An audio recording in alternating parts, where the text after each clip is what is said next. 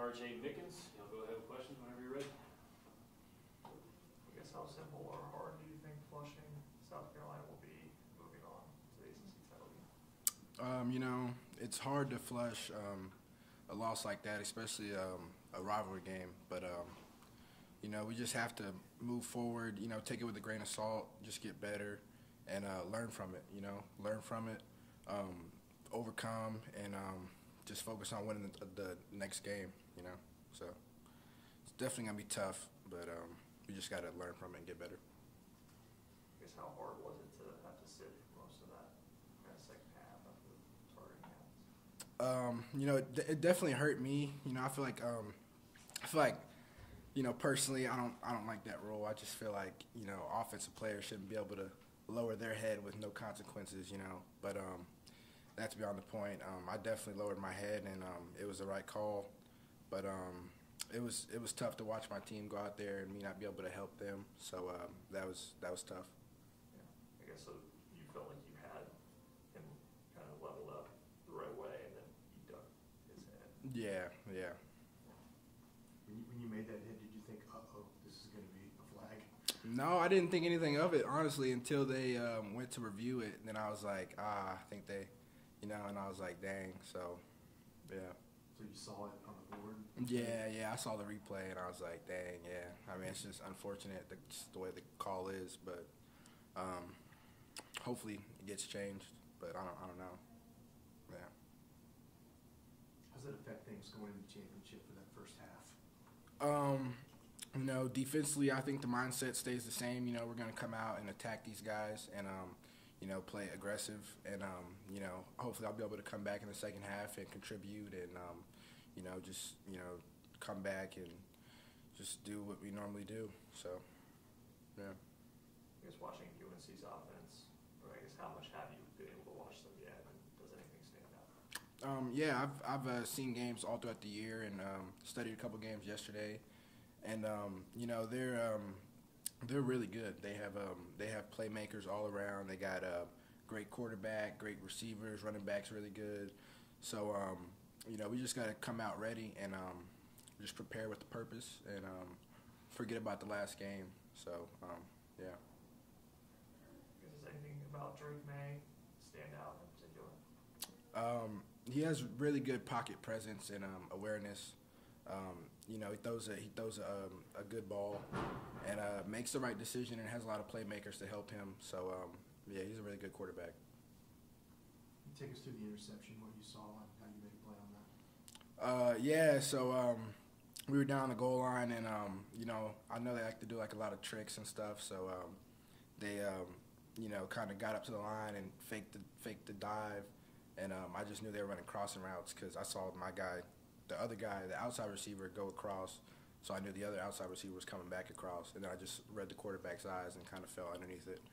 And, honestly, I guess you could say got lucky. I I prayed about getting the interception.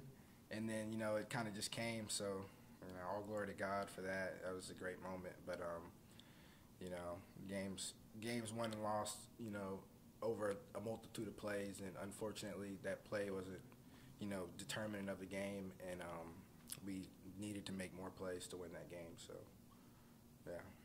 Swing of emotions, though. You made the big play, and you guys were all excited, and then you got to sit down and watch the end of it. I know, yeah. I guess do you pray for interceptions before every game, or yeah. It just sometimes I get a feeling, I just pray for it, and then it happens, and I'm just like, wow, look at God, And, sometimes I pray for it doesn't happen, and, I don't know. Can't really explain it, but yeah. Obviously, Andrew McCoo had a tough day, just with some plays that got behind him, but that interception came right after he did run the guy down to the 1 yard line. Does that say anything about him? Yeah, it speaks a lot about the type of guy he is, just facing adversity. Just fighting through, nicks and bruises and injuries to just fight for his team. He was a little banged up, and, he just came out there and gave it all he had, and put his body on the line for the team.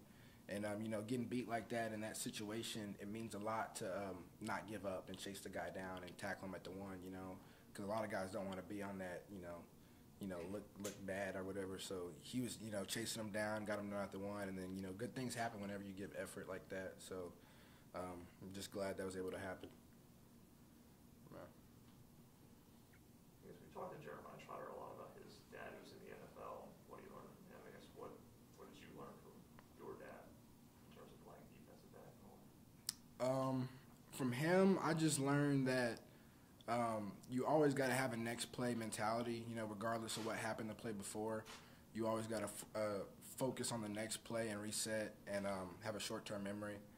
A lot of good things are going to happen, a lot of bad things are going to happen, but it's all about what happened the last play. So, like, if you have a bad game, you get a pick at the end of the game, everyone's going to forget about all the bad plays. So, not necessarily, but, hypothetically speaking. Just study your opponent and know what they're going to do so you can play faster. I feel like that's a big part of my game. And, something that he taught me to do is just be a student of the game. I guess, did he have any words for you after the game when you have the tough things with targeting and moving on and things like that? Nah, not much. I mean, he just said it was a good game, and you just got to, keep your head up. Literally and physically, keep your head up, and it's just an unfortunate rule. So I'll have to miss the first half, but it is what it is. Nothing I can do about it now. So he was just like, prepare like you would normally prepare. Any questions for RJ from Zoom?